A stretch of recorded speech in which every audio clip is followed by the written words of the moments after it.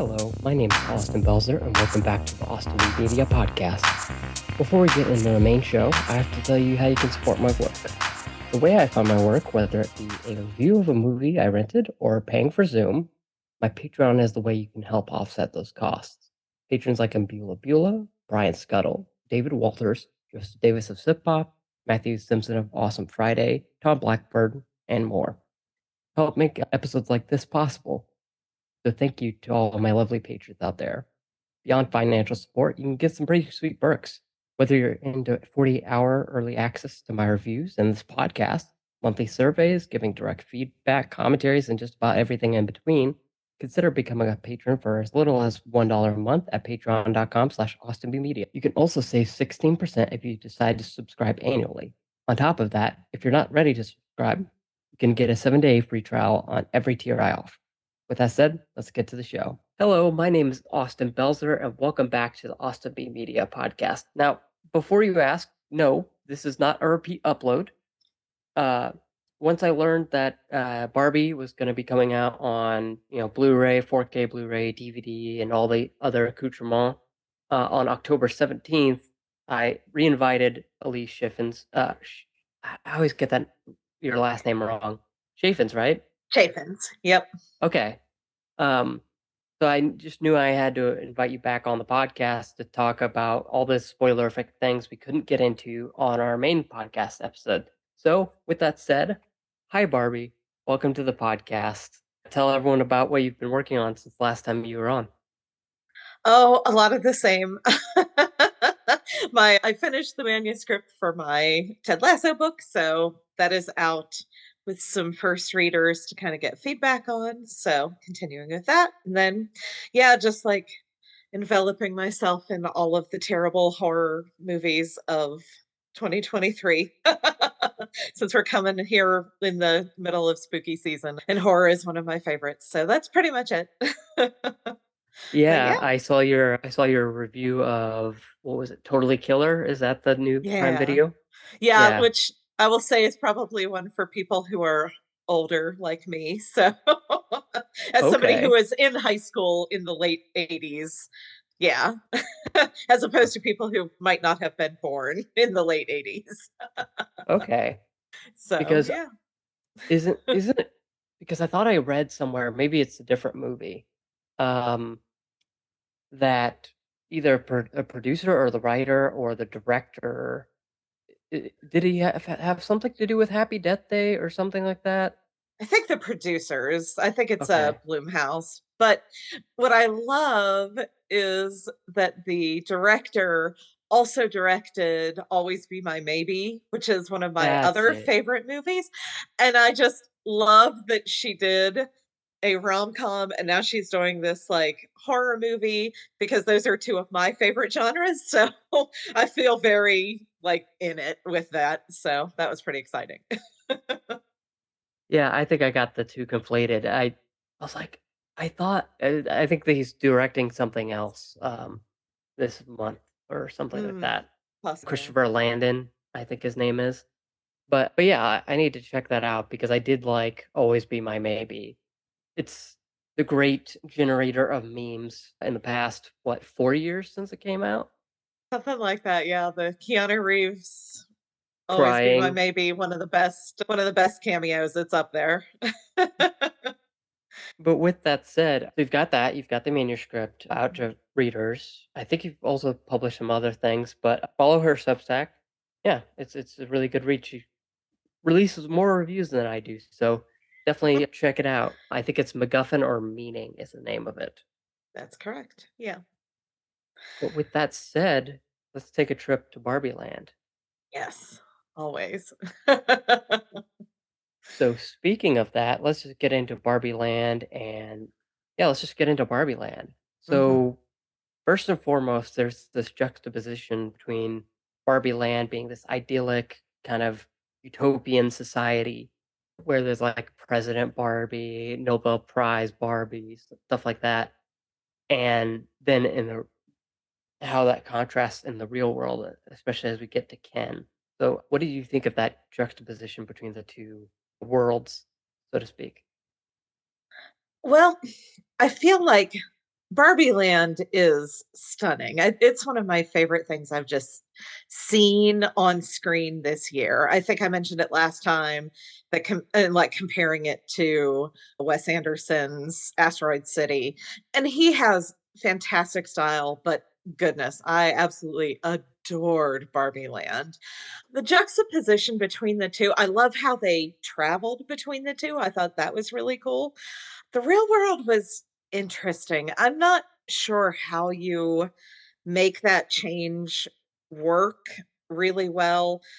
I'm not sure if they totally nailed it, but particularly going to, LA, which is typically seen as kind of a plasticky kind of place also, and I think that might have been part of it, but I don't know. Like, yeah, what do you think? Because it's a tough one for me to kind of assess. Like, Hmm. if you think about it in that context of, and trust me, we're gonna get to Ken. It just kind of shows, okay, here's who Ken could be if if people adored him and things like that. And I think it works in that respect, but not very many others. Right. Yeah, stylistically, I wish there had been more of a contrast. I guess that I think that was probably the hard part for me is that it feels real compared to Barbie Land that feels not real, but I don't know, not I guess I would have expected something maybe grittier looking or like the lighting to change a little bit more or something. Yeah, And in terms of that, it really kind of doesn't. It's closer than I would have expected, I guess. yeah, it's interesting you mentioned that because I think if you're going to do it, I think you would say, "Hey, this is pink and this is like gray. It's just Right. devoid of all color." Even if you ooh, something interesting would have been if they shot it in black and white, maybe, or something like that. I don't know, something That like or that. yeah, or just have like and I don't know, I'd have to like watch it again and pay attention to see if only Barbie wears pink in the real world. I'm not sure. I genuinely am I can't remember. But I think that could have been something. I don't know, some kind of way. It just feels like yeah, there's just not in my mind as much a separation between the two, but Yeah, Barbie I Land think is just a wonder. So yeah, yeah, I think to your question about clothing, I think she's the only one who wears bright colored clothing. mhm. Because I think when we get to Gloria, she's kind of wearing pastel kind of colors, and obviously the suits at Mattel are wearing these kind of gray, black kinds of things. Even though I think their whole office at Mattel is like black and something like that. Yeah. And then like the inside of the Barbie, what would you call that? The Barbie den, the Barbie boardroom is Right. pink. Yeah. Um,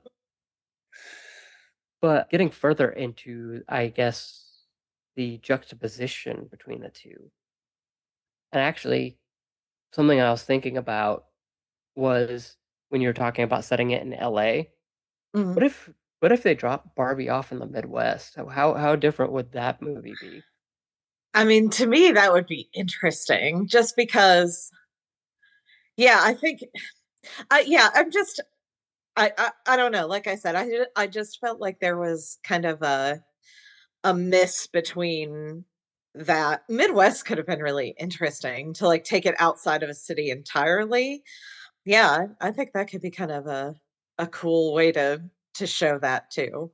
But I mean, if you've got to go to Mattel, which I guess is part of the problem anyway, Yeah, as we discussed before. So yeah, it's interesting. I don't know. I think there could be some different ways to do it. I mostly just wish even if they had just used some kind of filter just to give it a little more shadow or something. That's really it. It just feels lit almost exactly the same between the two. It's definitely not, yeah, but it's close enough that I wish there had been just something a little bit more there. So, yeah. The sky is the same color, I think. yeah, It's like, okay, now I can't differentiate the sky of Barbie world and real world. right. Um, Even though I think Barbie world is maybe painted on. Is that what it is? I think so, yeah. Yeah. Yeah, just I don't know, the whole thing, like, when they roll out in the rollerblades in that first scene when they're like, "Oh, now we're in the real world." It's like the only thing that really makes that different to me is, like, the reaction of the people there to her, to Ken. That seems to be the only significant thing. I just yeah, I wish stylistically there'd been a little bit more separation between the 2, but it does and maybe that was the point, is to just show the difference between the 2 is largely based on attitudes and stuff. Maybe that was the point of it, I'm not sure. Yeah, maybe. Yeah. I'd have to ask Greta Gerwig, so if, Exactly. Greta wants to come on and, do we can do a 3rd Barbie Yeah, podcast and, absolutely. uh, or, Ryan Gosling, I'd be fine with that, Yeah, there you just go. talk to Ryan Gosling for 4 hours. Yeah. Uh, but since we're already talking about, like, LA and the location of the real world, how did you feel about and I think the movie kinda goes out of its way to call this out, is the catcalling on Venice Beach. Mhm. Um, so how did you feel like that was handled?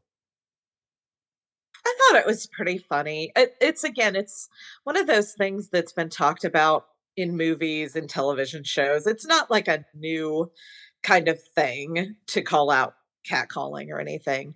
I thought they did it funny with regard to Barbie and when she's there and she mentions, we don't have genitals. So that's kind of funny.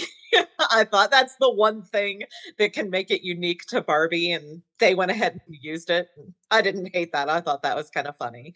But yeah, I mean, again, like the movie just in general, it deals with a lot. I appreciated it because it brings a lot of thoughts about sexism, misogyny, and stuff like that that are talked about in other places and possibly better in other places or with more nuance or whatever, but it brings it in this, like, very mainstream kind of way, in a way that lots of people are gonna see it, and so I appreciated that in a way that maybe other movies that deal with it in a more nuanced or, more gentle way aren't gonna be seen. Barbie was seen by a lot of people, so even if it is a feminism 101 kinda thing, that's okay. That's a lot of people who got a little injection there. That to me isn't the worst thing. So, Yeah, yeah, a few million, yeah. and a few billion at the box office. But yeah, I think it is interesting that that kind of mainstream element of it. I think when I was watching the film was that it was kind of saying the quiet part out loud. Mhm. Uh, like there's a joke midway into Ken's journey, or I think maybe at the beginning, kind of like when they first go into the real world, and Ken guys kind of goes off and does his own thing, where some there's like a joke about like, oh, it doesn't work like that anymore, at least not any or something like that. I forget the actual line, but there's something like that. I'll have to look it up and uh, maybe post the clip somewhere. But Mhm. it was interesting because it was very much trying to say, hey, we try that this is current society that's trying to reform the not patriarch. Would it be patriarchal ways, but also very still stuck in its ways? Yeah, I loved that was definitely one of my favorite things when Ken goes up to the exec and he's like, "You're not doing patriarchy very well." And they're like, That's it. "Oh, we are doing patriarchy well. We just hide it better now." And I thought that was probably one of my favorite in a movie that out loud says patriarchy a lot, like in a way that I don't think I've ever heard it said just overtly like that in any movie. That I thought that was a really like cheeky little way to deal with that. Yeah, it was a nice way of saying, "Hey, if you don't get it by now, here's the message." Yeah, yeah, yeah. It was not subtle. but it's Barbie. And to me, I don't know that subtlety works. If you're talking about this, iconic doll and this iconic toy and everything, I don't think you can go subtle with Barbie. I've No. seen people who are not happy with that or wish that it had been deeper or whatever. And I can understand that, but I mean, it's still a Barbie movie. And I think that's what I appreciated about it was that it kind of melded those two in a way that was unique and interesting and accessible for lots of people. And I I don't know. I thought it worked personally. So I guess that's actually probably the perfect transition point into talking about Ken, Yes, because he's a unexpectedly big part of this movie. for sure. You see him on the poster alongside Barbie, and you just thought, "Oh, it's Ken," and the movie kind of treats him like, you know, for I- for the people who need a refresher on what his journey is. He goes from, I think there's a line by Helen Mirren, like, Ken's day relies upon Barbie being there or something like that, Mhm. and being like obsessed with Barbie to have a good day, and to, oh hey, what's this patriarchy thing, and what do horses have to do with it, to ultimately kind of a place of self-love by the end of it. So yeah, let's just talk about that. How did you feel about where he went, what his journey in the movie? I thought it was fantastic. So Ryan Gosling was just phenomenal. He was so, so good. It was really impressive to watch him. In every scene he was in, I felt like he was the scene stealer. And yeah, as much as this is Barbie's movie, this is definitely Ken's movie. I think he has a bigger like character arc even than Barbie. I mean, maybe it's close, but I don't know. I feel like she comes in pretty fully formed and her journey is yeah, not I don't know, I think his might be better, quite honestly. But Yeah. yeah, I he was fantastic. Yeah, there wasn't a part of it that I felt like they missed. I thought it was pitch perfect the whole way through from him, like, wanting to impress her at the party and doing the little dance and everything, and then wanting to follow her into the real world, and then realizing, "Oh, maybe if all these things maybe if I'm in charge of everything, she'll actually love me more," you know, to, the best scene in the in the movie with the, like, dream ballet, to yeah, like, coming to this realization of, "Oh, hey, you know, I I can be my own person." Yeah, it was just fantastic. So, so, so good. Yeah, and I think it kind of worked hand in hand with, uh, you you said feminism 101, but I actually almost think it's something deeper than that. It's saying, hey, you can still be men, here's feminism, but here's where you're wrong. Mhm. But it doesn't go out of its way to try to make Ken like a bad guy. It just makes him misunderstood, as in, like, oh, I thought this was a good thing because people like me now. Right. And I thought that was like the crucial element of it. Is, I think if you had a version of this movie without that subtlety of it, I think people wouldn't attach to it as much, because it wouldn't make sense, because the main thrust you have is his whole lens, his whole day, his whole existence is being seen through the lens of Barbie. And at, right before we go to the real world, Barbie's like, no, you can't stay over my house, I'm gonna host a dance party, and with eccentric dance, like a full dance and things like that. I forget the exact quote, but leaves Barbie Land, end up dejected. Just been rejected by the one person he admires the most. So it actually makes sense, I think, to when he goes to the real world and people like, hey, dude, what's up? And kind of, which I also think is kind of queer coded, but because yeah, I feel like kids won't pick up on that, but I definitely picked up on like, oh, people like him because like the flamboyant dressing and everything. They're like, oh, maybe Ken's gay, which I also enjoyed.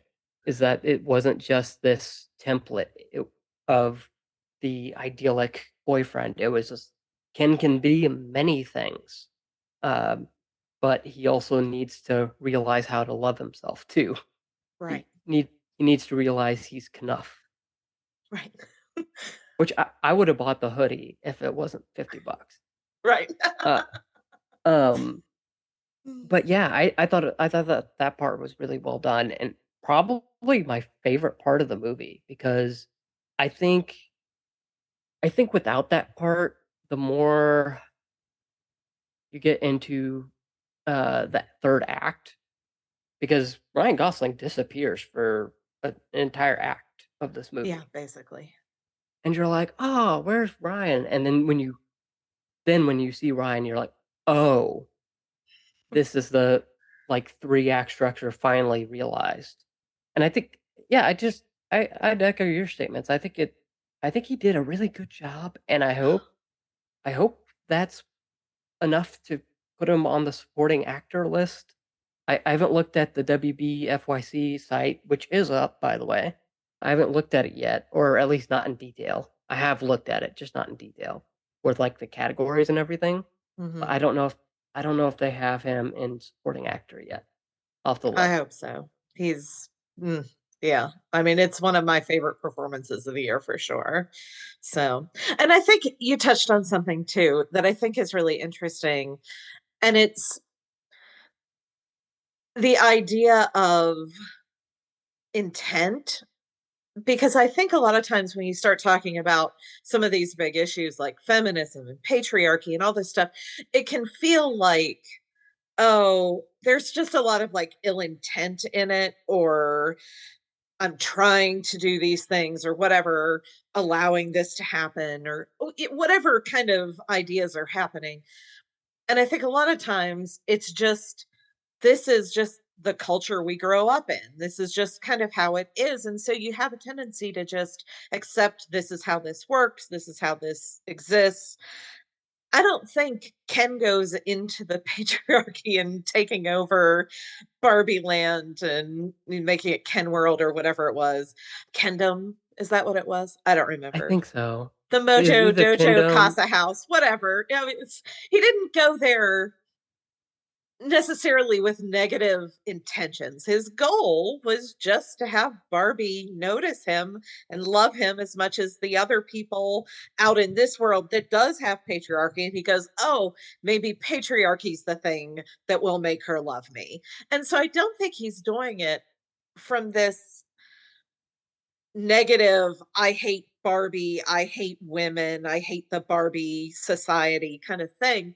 I think it's just, this is what looks like will work for me. This will get me to my end goal. And I think if I'm taking something from the movie, that would be one of the things that I would look at is, hey, how are some of the things that maybe we're ascribing negative intentions to, maybe that's just the way things are. And what we need to do is, instead of like screaming patriarchy, screaming feminism, whatever kind of things, say, this is how this hurts you. This is how it hurts me, how it hurts both men and women, how it hurts everybody here.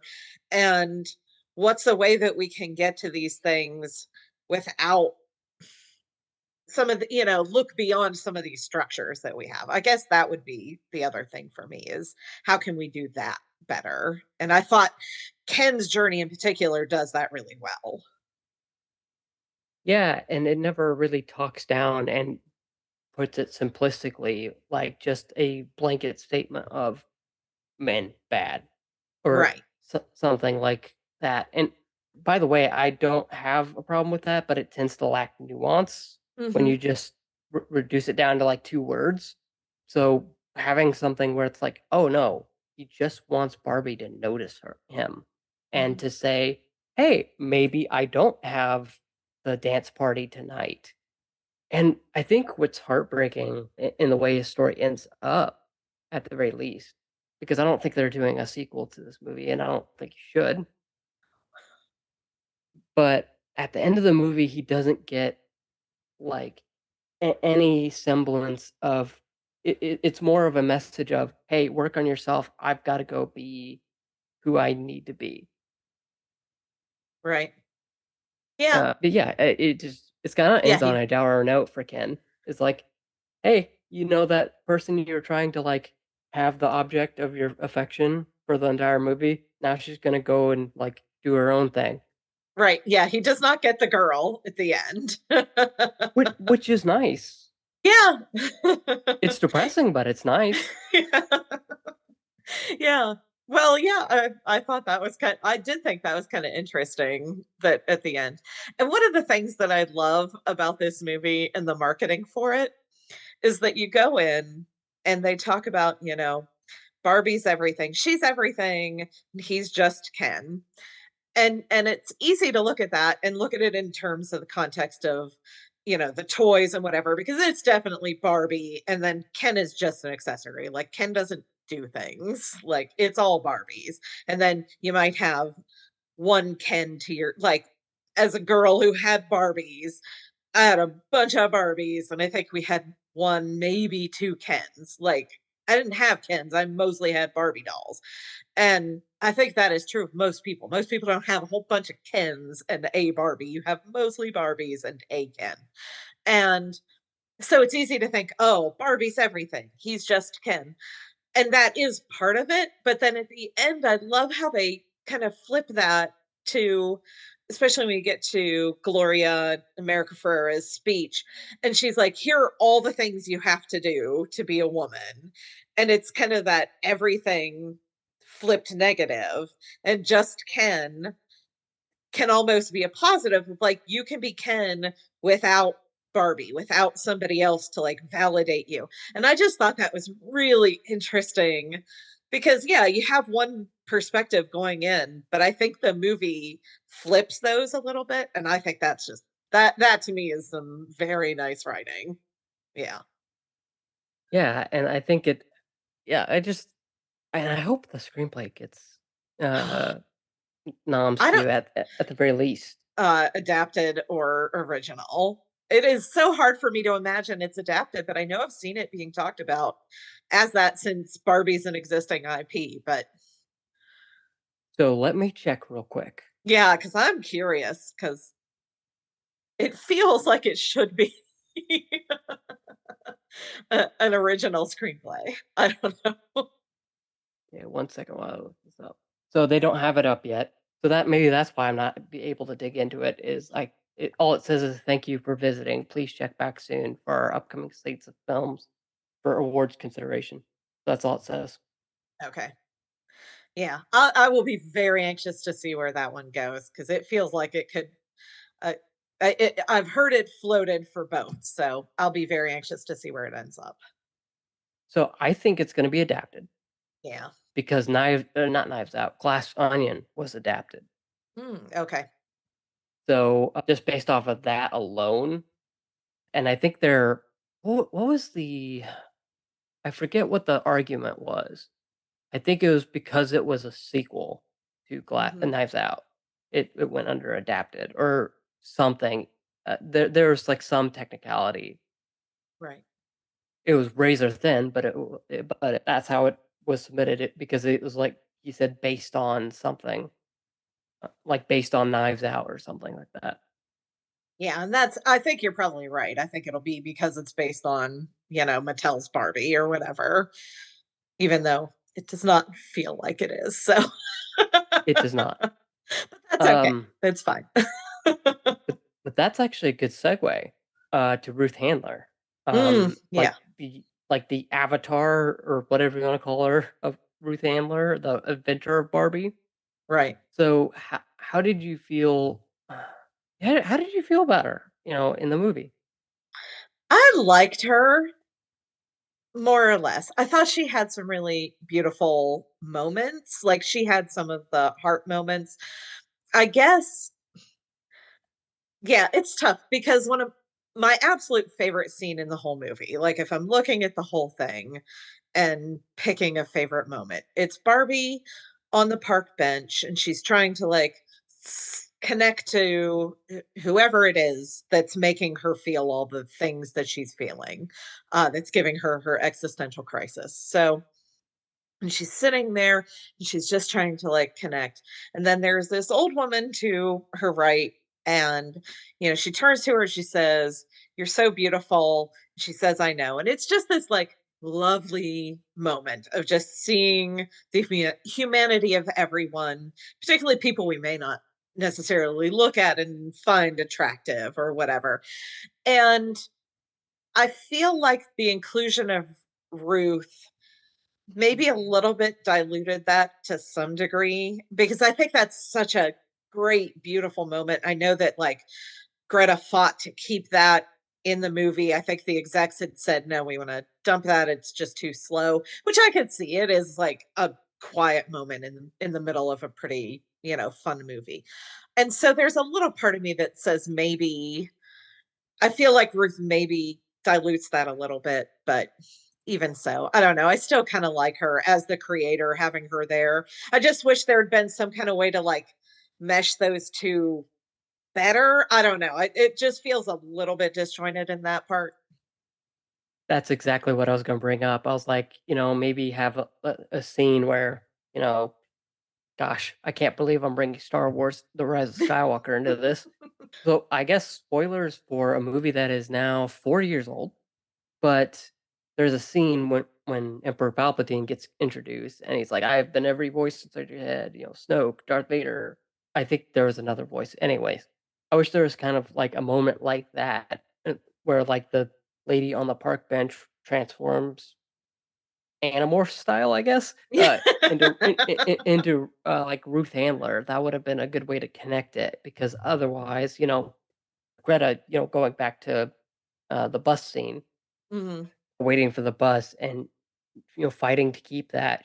I believe her exact quote was, "I don't know what this movie is without that scene."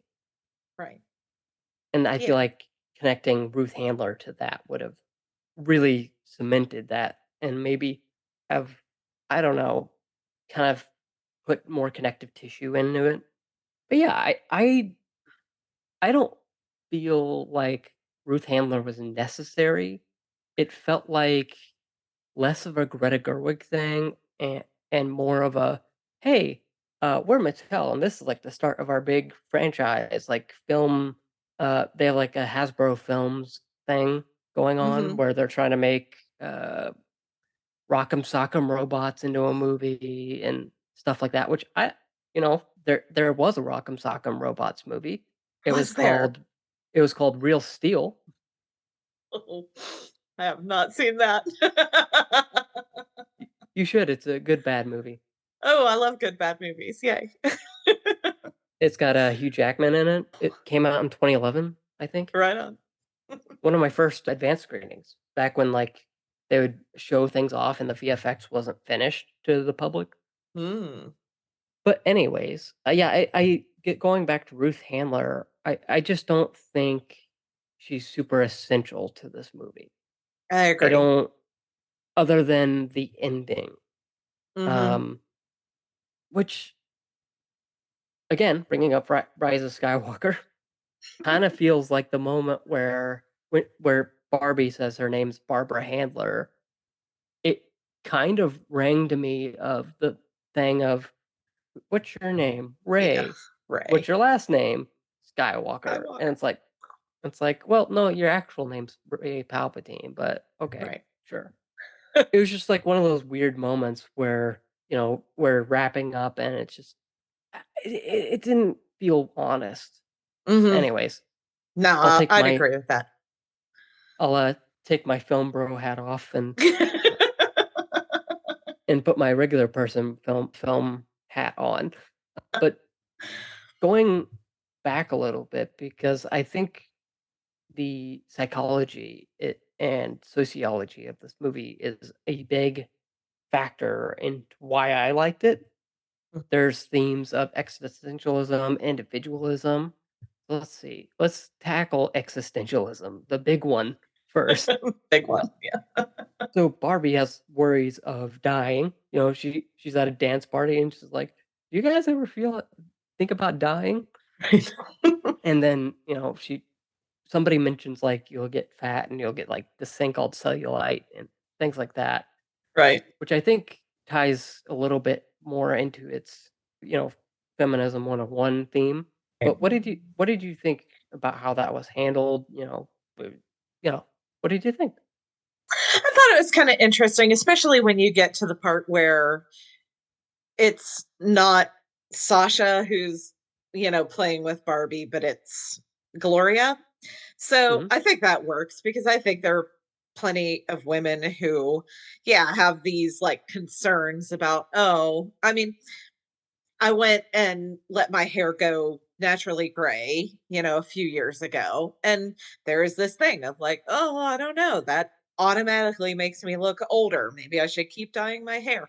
And so, like, I can kind of see that because, like, yeah, if you have gray hair, well, you're seen as older, therefore you're seen as more expendable. So if you have cellulite, if you're too fat, whatever, then that might make you less desirable for a promotion or some kind of job thing or with a partner or whatever. And so, like, I felt that that was interesting, the way that they did that. Yeah, I mean, I thought it worked. And especially if you're talking about like stereotypical Barbie, who's the Barbie you think of if you say Barbie doll. I think that works for the most part. I mean, again, it's like not super nuanced, but I could get with it. I thought it worked. Yeah, I think it works pretty well and is kind of humorous in its own way. Yeah. Where I forget what Barbie says it, and she just like screams flat feet. Yeah.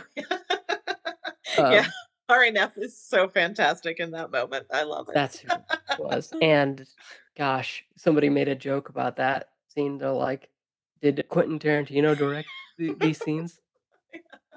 What I But did Oh, no, what I was gonna say with regard to the flat feet thing, what I loved about that was when she went and she's walking up to, Weird Barbies, and she has the heels on again, and she's like, "Oh, I would never wear these if I didn't, if my feet didn't already do that. This is so mhm. uncomfortable." I thought, "Yes, exactly. If I never wear a pair of heels again in my life, that's fine." Yeah, but yeah, I think it tries to deal with very serious issues in a humorous way, where it's like, yeah, she she's joking about dying and getting cellulite. No, those are her concerns, not like, can I survive? Do I make enough money? Just, oh, eh, am I gonna die? Right. But you're talking. Well, and we'll get to Gloria really soon, I Mhm. promise, because I do think she's another big part of this movie. But really quick, I wanted to talk about individualism because that's a big, big part of this movie. Specifically, and this is something we talked about in our main podcast episode. And if you haven't checked that out, what are you doing? Check that out first and then Oh, come back. yeah. Come on. I even like colored the background to be Barbie pink. Come on. Yeah. Eye catching. Which I did not know was an actual color that is actually named Barbie pink. Right. So it's that exact text color for those design nerds out there. Anyways, another thing we talked about in the main podcast episode was Alan, just kind of being uninterested in what Ken was up to, what the other Kens were up to. And I think it really gets into the individualism of the idea of Alan, Ken, and Barbie as their own individual people. So, how did that work for you in respect to the overall themes of the movie and just in general? Yeah, I thought it was really, really good the way that they did that because there's something interesting because at the beginning everybody, I mean, and they openly talk about it, we talk about Weird Barbie, behind her back and to her face, Like, we Yeah. call her Weird Barbie, behind her back, but also to her face. And I thought that was funny. But there is like Midge is over here, Alan is over here. And the only people that matter are the Kens and the Barbies, the people who are at least alike enough to all be Kens and all be Barbies. And as it goes, you have these characters, and by the end of the movie we're seeing them integrated in. It's like, oh, Weird Barbie, you get to come live with us, you get to be part of this. I'm sorry we called you weird, whatever. And there's this thing of like, yeah, our collective identity as Barbies, as Kens, becomes less necessary because it really can't be that. And like, we have to, it's interesting, yeah, in this like collectivism kind of idea of having people coming together as a community, but we need everybody to bring their individual selves to it. And so I thought it was kind of neat because sometimes you get into individualism and it's, I'm just going to go do my own thing and I don't really care about anybody. But this is like, we need you to be your individual self and bring that to the group. And I thought that was done really well. Yeah, and I think, I don't know why I'm thinking about The Good Place, maybe because it deals with some of that a lot, Mhm. which go watch The Good Place, it's probably on Peacock or something like that. It but the way this handled it was very well done and not such a selfish way that, Good Place was like, "What if you just completely acted for yourself?" And this was more of like, "Hey, who is Alan? Who Mhm. is Ken? Who is Barbie? And why are they named different? Why is this stereotypical Barbie? Why is this Nobel Prize Barbie? What are the other ones like President Barbie, something like that? And I think it really drills down into, and I'm of the same accord. I think it does really tie very well into that theme of yes, we are individuals, but how can we bring that to our community? How can we Mhm. bring our individual selves to our community to stop kingdom or kinland? I forget what it is, Yeah. and I'm not paying the $25 to find out. Maybe one day. Right. Subscribe to my Patreon. With that said, let's talk about the elephant. Well, that sounds weird, but Gloria is not the elephant in the room. I don't think so. She's just like one of the biggest characters. She's Yeah. like outside of Ken and Barbie, she is one of the biggest characters. And we've mentioned the relationship between a mother and her daughter, and kind of generational, how we grow up and things like that. Let's just talk about Gloria a little bit. What did you have to say that you couldn't say on the main podcast about Gloria? I mean, probably not a whole lot because honestly, I think her speech is like the pivotal moment, I think, in so much of the movie and the discourse around the movie, Yeah. outside of, ranting about stuff when you didn't see the movie or didn't pay attention to the movie when you saw it. Okay. But yeah, I thought that she was really an interesting character. I like how they brought this, you know, real person who has some Barbie-ish kind of characteristics, I guess. But she's a person of color. She is, not young, at least, old enough to have a teenage daughter. And so I thought she was an interesting person to play, kind of like, I guess, opposite Barbie in that regard, like America Ferrera, Yeah. as the actor.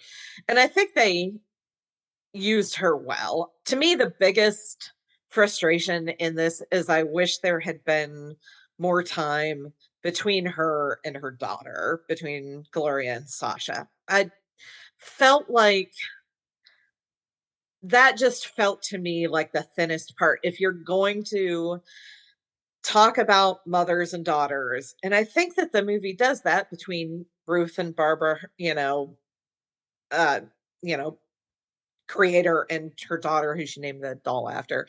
And you have like those kind of themes. I wish there had been just more time spent understanding the dynamic between Gloria and Sasha because it just felt very glossed over to me. I didn't feel like we had a whole lot of background other than here's the sulky teen. here's her mom who's kind of going through some stuff like midlife crisis-y kind of thoughts. And like, I don't know, I it just didn't feel like that was fleshed out in a way that I would have liked to have seen it before we got into the third act. I feel like too much of the second act was spent at Mattel, and I wish that had been nixed in favor of giving us more Gloria and Sasha. Yeah, so you know how you fix that? And it's really easy. And this also fixes a problem I have with Ruth Handler part in it. So this is about the creator and her daughter. At one point, it would be very easy to fit a scene where Ruth hands Barbie to her daughter for the first time and sees her play with it and sees how much Barbie means, or even like interstitial between not episodes. I'm thinking about Ahsoka. Star Wars on my mind Still, apparently. apparently, yeah. Apparently. But in between acts 1 and 2 where we start going to Mattel and go to the real world. And I do wanna say, in regards to Gloria, I think there was almost a Toy Story-like quality to it, to Mhm. the way it was revealed that Gloria played with Barbie, and sh that's how Barbie got sad. Not to remind anyone of some emotional trauma, but there's a very similar scene in Toy Story 2. I'm not gonna go any further because that scene, I can't make it through that scene. I still can't. Uh, Oh, uh, mm. yeah. Anyways, Yeah, Jesse's story is heartbreaking. yeah, I'm Yeah, just hearing the music in intensely. my head and I'm Yeah, like, "Nope, nope, nope, nope, nope." me too. I'm like, "Mhm." Yeah. Anyways, I'm gonna try and fight through this. When Gloria finds Barbie, it's that very same note of, "Here's the life I live now, and what does it mean? What are all those years worth? What happens now?" And yeah, I don't know. I just felt like it had a really nice quality to it. That said, I would have liked, like as you said, some more time with Gloria and her daughter.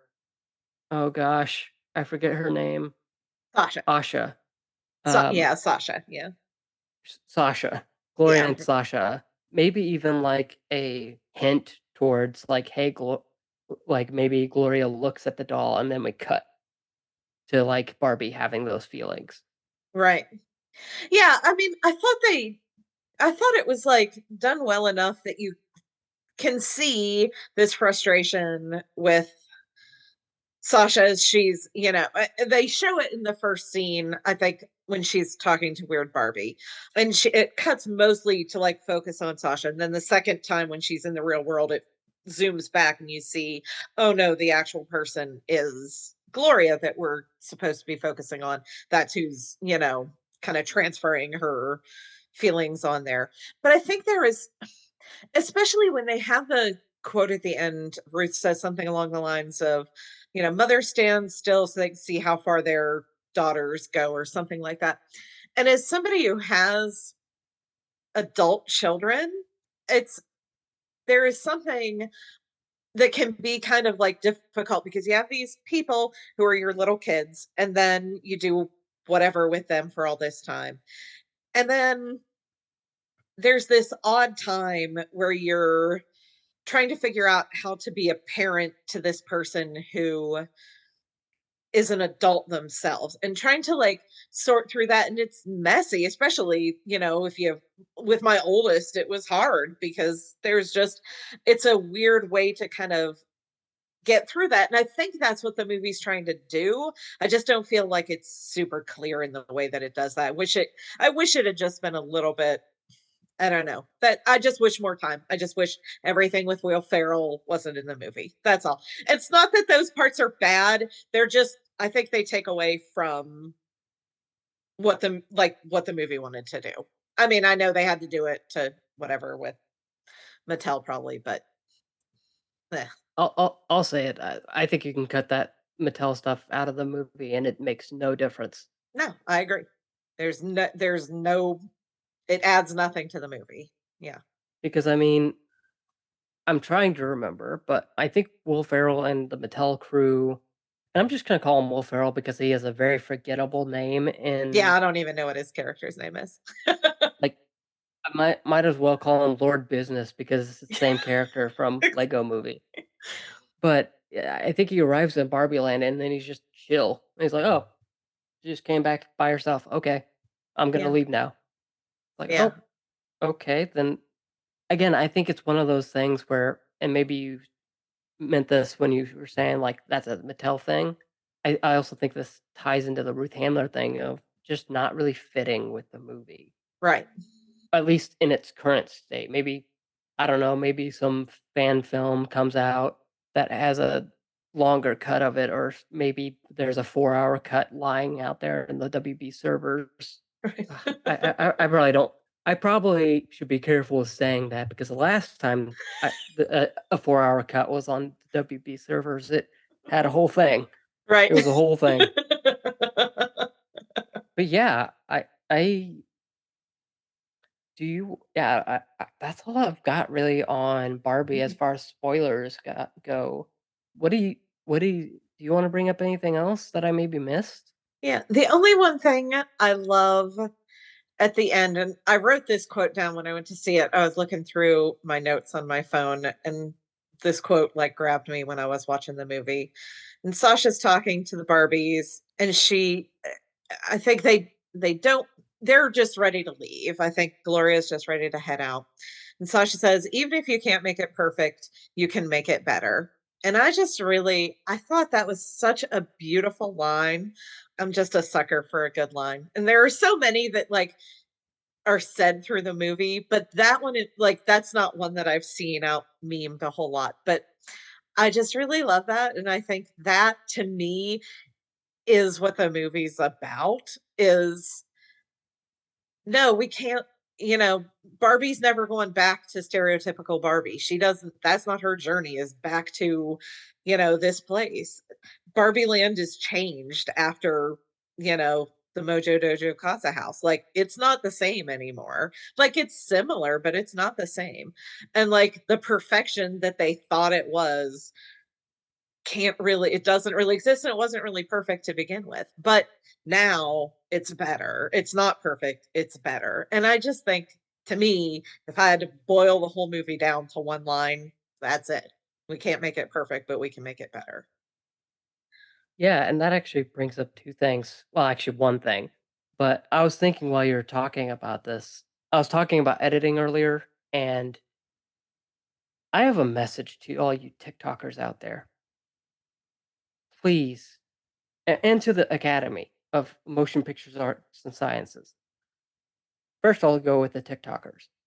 Please, please, I don't wanna see another Billie Eilish edit of some random thing you're doing. I don't wanna see another, like, sad no.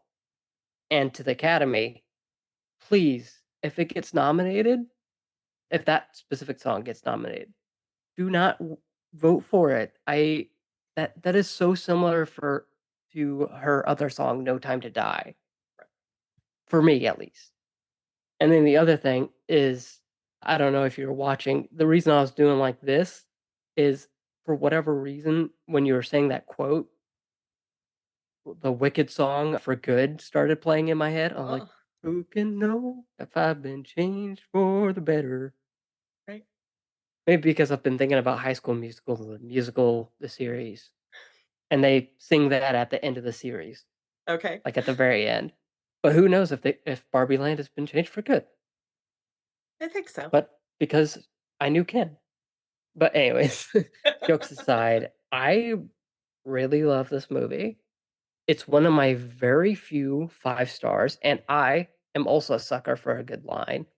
Like, what's that like but we're talking about this line a lot, and it's been online a lot. The speech of Gloria and the bus scene. Those are the 2 standout moments where if that is not an Oscar clip for that's a crime Yeah. because you could use the bus scene for best screenplay Mhm. and then the speech for maybe America. Well, I don't know about I America don't know if she's Ferrera. getting yeah. I mean, it was a We'll good see. line. Maybe you could Yeah. use either for screenplay. You could use either for screenplay.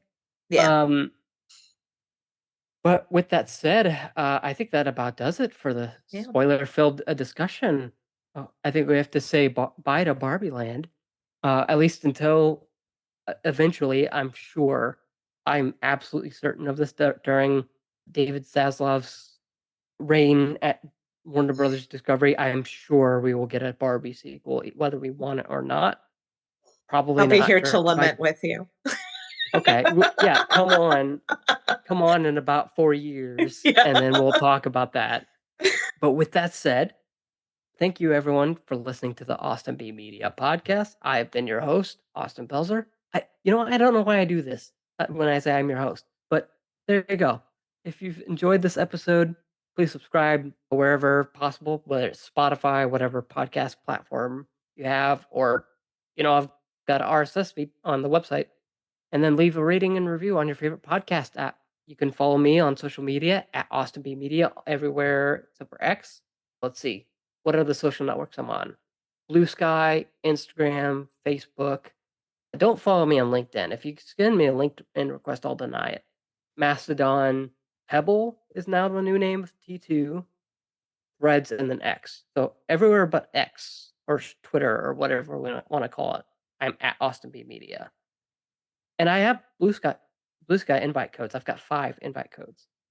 So, but I'm most active on Threads, so follow me there if you really want to get real-time updates. But Elise, let me try that again. Elise, where can people find you? I am not on X at all, but you can find me as Alise Chaffins. Most places on TikTok, I'm Alise D. Chaffins, but I think everywhere else I'm Alise Chaffins.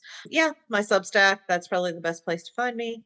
And that is alisechaffins.substack.com, or you can search for MacGuffin or Meaning. So, yeah.